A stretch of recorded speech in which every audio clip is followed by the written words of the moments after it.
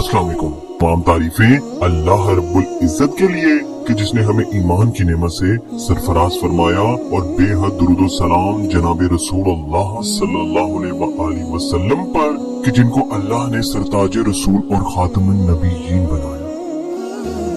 सबसे पहले हम अरब के इस्लाम से आने के पहले के हालात के बारे में सुनेंगे। दोस्तों, मैं आपको बताता चलूं कि हिजाज की खुश्क और पहाड़ी सरजमीन का माहौल रहने के लिए बहुत ही मुश्किल था।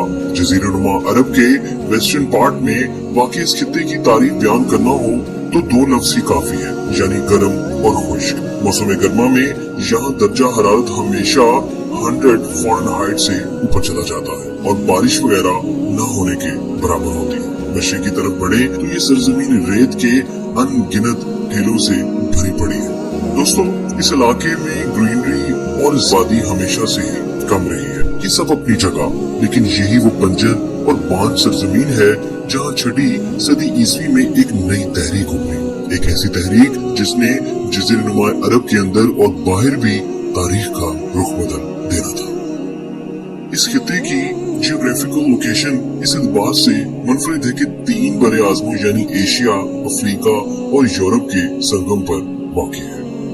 दोस्तों, यहाँ ये बात दिलचस्प है कि जियोग्राफिकल लोकेशन की अहमियत के बावजूद इसे बैरूनी दुनिया ने ज्यादातर नजरअंदाज किए रखा। कदीम मिस्रियों ने अरब में मुहिमजोई करने की बजाय अपनी सल्तनत को क्रेसेंट और न्यूबिया की तरफ फैलाया। 300 कबले मसीह में ईरान और हिंदुस्तान की तरफ बढ़ता अलेक्जेंडर द ग्रेट इसके पास से गुजर गया। अजीम रोमन सल्तनत ने कबले मसीह के 3रे अशरे में रास्ता यमन यहाँ घुसने की कोशिश की, लेकिन यहाँ के सख्त माहौल में न ढल सकी और जज़ीरा-ए-नुमा अरब इनकी सल्तनत का हिस्सा न बना। दोस्तों, जज़ीरा-ए-नुमा अरब को नजरअंदाज करने पर शायद ही किसी को इल्जाम दिया जा सके। इसकी आबो हवा तो यहाँ के रहने वालों के लिए भी बहुत सख्त होती थी, इसलिए बाहर से आकर यहाँ कोई रहने का रिस्क नहीं ले सकता था। दोस्तों, मानसून की हवाएं जज़ीरा-ए-नुमा अरब के मशरकी साहिलों पर मौसमी बारिशें लाती थी, लेकिन तेजी से बुलंद होती सतह जमीन में इनका जोर कम कर देती थी। दोस्तों, सिविलाइजेशन की तश्कील में इनकी जियोग्राफी माहौल का किरदार फैसला कुन हद तक अहम होता है। इस रूल से अहले अरब को भी कोई एक्सेप्शन नहीं थे। अरबों की तर्ज जिंदगी के हर पहलू पर इनका मुश्किल एनवायरनमेंट की छाप थी, क्योंकि सहरा में किसी जमी जमाई मुस्तकिल तहजीब का नामो निशान नहीं था। चुनाचे अरब अपने भेड़ बकरियों की जरूरियात पूरी करने की अर्ज से हर वक्त जरखेजी की तलाश में रहते थे। दोस्तों, अरब सारा साल गर्मियों के महीने में ऐसे कुओं के इतराफ में गुजारते जहाँ जरूरियात भर पानी मैसर आ सकता था। इस दौरान वो पानी की और दीगर जरूरियात को हर मुमकिन हद तक कम रखते। जब गर्मियों की हद झेल चुके होते तो जनूब की तरफ नकल मुकानी करते यमन के करीब आ जाते। अरब अपने खेमे गाड़ कर आरजी ठिकाना बनाते और सर्दियों का सारा मौसम इनकी भेड़ बकरियां और ऊंट खूब चरते। बारिशों के महीने गुजरते और गर्मियों के साथ नजर आते तो ये दोबारा कुओं की तरफ लौट जाते, जहां एक और सख्त मौसम इनका मुंतशिर होता था। दोस्तों, यहाँ ये बात ज़हन में रखनी होगी कि सहरा यानी डेजर्ट ऐसी जगह नहीं कि अकेले जिंदगी गुजारी जा सके। अरबों की बका को इतने खतरात लाहिक होते थे कि बरादरी का ताउन बहुत जरूरी होता था। सबसे पहला खतरा तो इनको इस क़यामत खेज गर्मी से होता था और उसके बाद कहत वाली जिंदगी से, जिनसे बचने के लिए सबसे पहले रिश्तेदारों से मदद मिलती थी। खानदानों से तवक्को की जाती थी कि इनके अफराद एक दूसरे की हिफाजत करेंगे और वसाइल मिलजुल कर इस्तेमाल करेंगे। दोस्तों, ये कहा जाए तो गलत नहीं होगा कि असल में तो खानदान यानी कबीला अरब मुआशरे की अहम तरीन इकाई समझा जाता था। खानदानों के ग्रोह इकट्ठे सफर करते थे और इन्हें एक कबीला यानी बरादरी समझा जाता था। बहुत सी बरादरियों के हल्के से कबीला बनता था जिसका सरबराह शेख कहलाता था। दोस्तों, इस्लाम के आने से पहले दुनिया में कबायली सिस्टम के बगैर जिंदगी का तस्वुर भी नहीं किया जाता था। तहफ़्फ़ुज़, मदद और इकोनॉमिक अपॉर्चुनिटीज की जमानत कबीले के साथ जुड़े रहने में ही मिलती थी। ऐसे किसी फर्द के दिफा में पूरा कबीला जंग पर आमादा हो जाता था। इस्लाम से पहले के अरब में कबायली जंगें मामूल की बात थी। अपने भेड़ बकरियों ऊँटों के पीछे झगड़े तबाहकुन कबायली जंगों की वजह बन जाते थे। ऐसे झगड़े सालों साल चलते थे, जिससे बहुत भारी जानी नुकसान भी होता था। दोस्तों, ऐसी खाना बदोश कबायली जिंदगी में फन कराना इजहार बहुत मुश्किल हो जाता था। इसके पास इतना वक्त और वसाइल ही नहीं होते थे कि वो कदीम मिस्रियों यूनानियों की तरह मुजस्मा साजी या तस्वीर कशी के कारनामे देख सकते। दोस्तों, ये सब अपनी जगह, लेकिन सहराओं की रेत भी इंसान की ख्वाहिश को न दबा सकी। अलबत्ता इस तलाश और जस्तजू ने अरबों के यहाँ एक नई शक्ल अपनाई और जुबान में अपना इजहार पाया। दोस्तों, अरबी खुद बहुत बड़ी जुबान है। इस एतबार से दूसरी कोई जुबान इसकी हमसफर नहीं। अरबी में एक लफ्ज और जुमले की 100 मायने निकलते हैं, इसलिए कोई शख्स किसी एक ख्याल को कई एक तरह से पेश कर सकता था। चुनांचे अरबियों की शायरी बजाय खुद एक फन बन गई। इनके अजीम फनपारों में तवील नज़्में सर फहरिस्त है। शायर अपने कबीले की अजमत, मैदान जंग में इसकी शुजात बयान करते थे।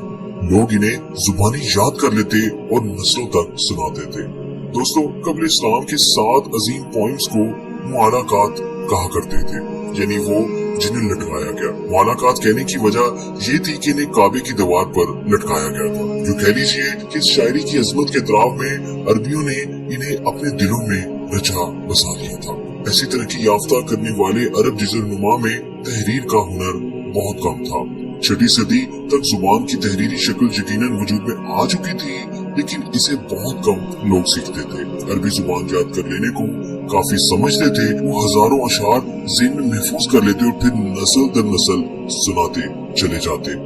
7वीं सदी में ज़ुहूर इस्लाम के बाद जुबानी याद करने की इस रवायत को नहायत अहम साबित होना था।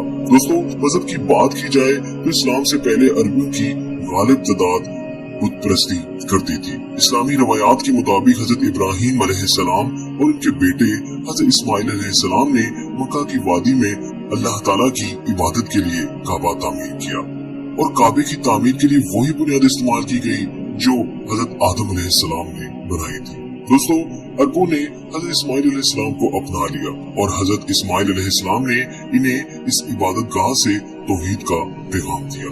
ताहम सदियों गुजर जाने के बाद हजरत इस्माइल अलैहिस्सलाम की औलाद ने तौहीद की तालीम तो भुला दी थी और लकड़ी और पत्थर के बुत तराश कर अल्लाह की सिफ्त इनके साथ मखसूस करती थी और बाद में ये बुत खुद देवता बन गए। आप सल्लल्लाहु अलैहि वसल्लम के जमाने तक काबे में 360 बुत रखे जा चुके थे। ताहम अरबों के हाफजे से हजरत इब्राहिम अलैहिस्सलाम और हजरत इस्माइल अलैहिस्सलाम का पैगाम पूरी तरह खत्म नहीं हुआ था। वो हजरत इब्राहिम अलैहिस्सलाम और हजरत इस्माइल अलैहिस्सलाम के खुदा को भी मानते थे और अरबी में से अल्लाह कहते थे, लेकिन वो इसे दिगर बहुत से देवताओं में से एक समझते थे। दोस्तों, अकायद का ये निजाम उस खालिस तौहीद से बहुत दूर था जिसकी तालीम इन 2 पैगंबरों ने दी थी। दोस्तों, इनके अकायद में शुमाल के बेबीलोनियन मजहब के असरात नुमाया थे। जज़ीरा-ए-नुमा अरब में ईसाई और यहूदी आबादियां भी बिखरी हुई थी। ये लोग भी पैगंबरों की ताजीम करते थे, लेकिन अरबियों के साथ वो सिवाय इस ताजीम और तकरीम के बहुत कम बातों पर मुत्तफिक होते थे। इधर उधर बिखरे यहूदी और ईसाई अरबियों में जज़ब होने से बचते थे। चुनाचे इन्होंने खुद की आबादियां बनाकर खारजी असरात से महफूज रखने की रवायत अपना ली थी। दोस्तों, अब हम चलते हैं कि अरब के हमसाये में कौन थे। तरक्की याफ्ता सिविलाइजेशन से दूर जज़ीरा-ए-नुमा अरब के डेजर्ट्स के अंदरून में आबाद होने के बावजूद अरब पूरी तरह अलग थलग नहीं थे। इस जज़ीरा-ए-नुमा की शुमाली सरहद के साथ लगते इलाकों में रोमन इलाके सुपर पावर बन चुके थे। सुबह शाम और फलस्तीन में रोमियो ने कई यहूदी बगावतें कुचली थी और वहाँ अपना कंट्रोल बरकरार रखा था। बदू अरबों के लिए इनकी मौजूदगी यूं अहम थी कि इन्हें तजारत के लिए शुमाल में ज्यादा ताकतवर और खुशहाल हमसाये मुयस्सर आ गए थे। ताजर बड़ी बाकायदगी से जज़ीरा-ए-नुमा के मगरबी हिस्से के सफर करते। वो जनूब में वाक़ई यमन से लेकर शुमाल में शाम तक आते जाते। बदू अरबों के लिए इनकी मौजूदगी यूं अहम थी कि इन्हें तजारत के लिए नॉर्थ में ज्यादा ताकतवर और खुशहाल हमसाये मुयस्सर आ गए थे। ताजर बड़ी बाकायदगी से पेनिनसुला के वेस्टर्न हिस्से के सफर करते। वो साउथ में वाक़ई यमन से लेकर नॉर्थ में शाम तक आते जाते। इनके समान तजारत में हिंदुस्तान और इटली जैसे दूर दराज के ममालिक की चीजें भी शामिल होती थी। दोस्तों, अरब के नॉर्थ ईस्ट में ईरानियन प्लेटो वाक़या था। दोस्तों, ईरान में 3वीं सदी ईस्वी में सैसनेड डायनेस्टी शुरू हुई। इसके साथ ही अहले फारस और रोमियो के दरमियान सदियों तक जारी रहने वाली दुश्मनी का आगाज हुआ, जिसने अरबों को भी मुतासिर किया। इन दो अजीम ताकतों की दरमियानी सरहद आगे पीछे होती रहती, लेकिन बिलखसूस पेनिनसुला अरब के शुमाल में सीरियन डेजर्ट के अंदर ही रही। दोनों ताकतों ने अपनी अपनी बालादस्ती के लिए अरब कबाइल को आलाकार के तौर पर इस्तेमाल किया। खासतौर पर वो कबाइल थे जिन्होंने ईसाईयत कबूल कर ली थी। इन ताकतों के तनाजे से फायदा उठाने को बेताब अरब कबाइल ने 2 कन्फेडरेशंस बनाई और दोनों ताकतों को अपनी अपनी खिदमत पेश कर दी। दोस्तों, गैसनेट्स ने आज के जॉर्डन, शाम और फलस्तीन पर मुस्तमिल बादशाहियत कायम की और रोमन सल्तनत के लिए बतौर बफर काम करने लगे। दोस्तों, इसी तरह की एक सल्तनत बनु लहाम ने कायम की, जो ज्यादातर इराक के जनूबी इलाकों पर कायम रही। इसने ईरानी सल्तनत के मफाद का तहफ़्फ़ुज़ किया। दोनों अरब बादशाहों पर अपने सरपरस्तों के असरात बहुत गहरे थे। दोनों बड़ी सल्तनतें अपनी इन खिदमत गुजार रियासतों को अपने अपने दुश्मन के खिलाफ खड़ा रखने के लिए हर तरह की मदद देती थी। 2 बड़ी सल्तनतों की इस मुस्तकिल हालत जंग के नतीजे में बिलाखिर इन चारों हुकूमतों को खत्म हो जाना था। 6वीं सदी ईस्वी में रोमन और ईरानी दोनों सल्तनतें खोखली हो गई और फकत जाहिरी फौज ही बाकी रह गई। जंग के असरात गैसनेट्स और बनु लहाम की बादशाहियों पर भी पड़े, इसलिए कि बड़ों की लड़ाई में इनकी हैसियत कठपुतली से ज्यादा नहीं थी।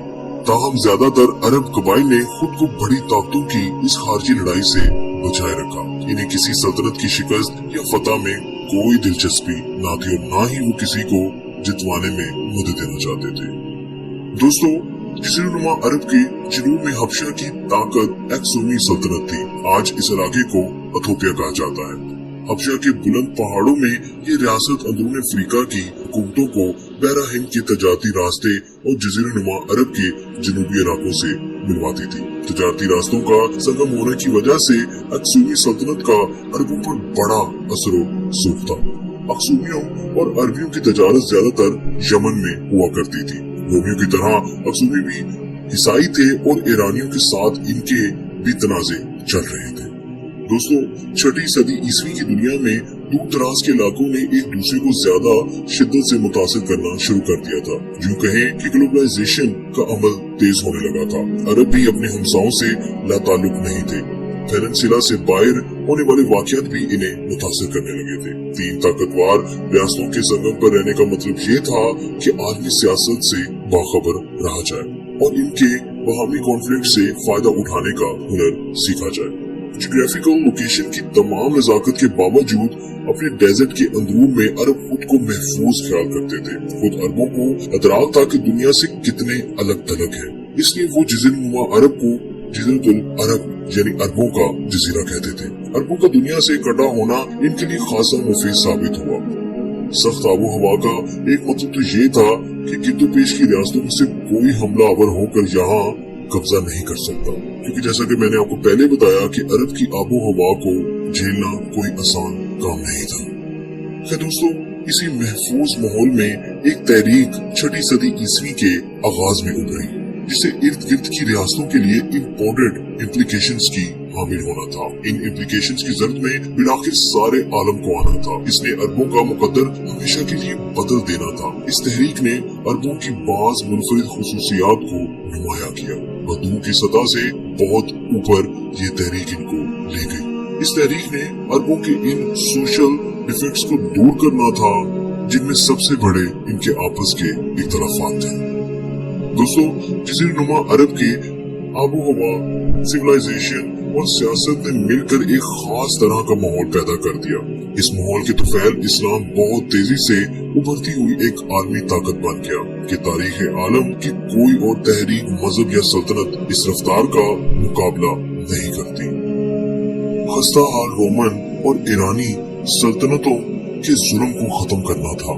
इलाकों पर इलाके फतह करते और कई तरह की अक़वाम पर गलबा हासिल करते बिलाखिर 8वीं सदी में स्पेन से हिंदुस्तान तक फैली सल्तनत को तश्कील देना था। ये अपने जमाने में दुनिया की सबसे बड़ी सल्तनत थी।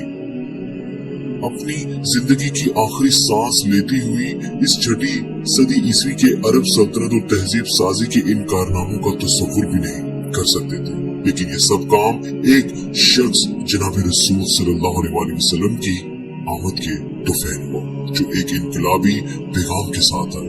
آپ صلی اللہ علیہ وسلم نے عربوں کے ساتھ نئی منزل کا وعدہ کیا۔ یہ وعدہ عربوں کو عربین ڈیزرٹ سے باہر کی دنیا پر غلبے کی منزل کا وعدہ تھا۔ یہ نئے آنے والے حضرت محمد صلی اللہ علیہ وسلم تھے۔